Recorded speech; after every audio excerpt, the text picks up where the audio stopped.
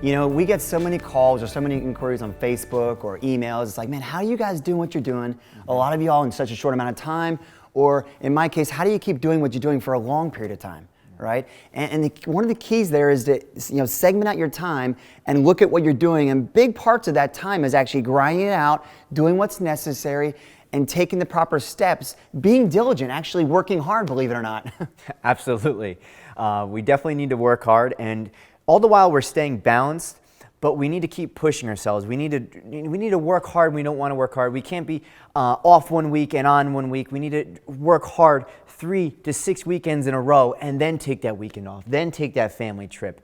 All the while just keeping our nose in the dirt, pushing forward, building our practice up so we can have the practice of our dreams and the life of our dream and the family life of our dreams. That's right. One thing we always say is work hard, play hard.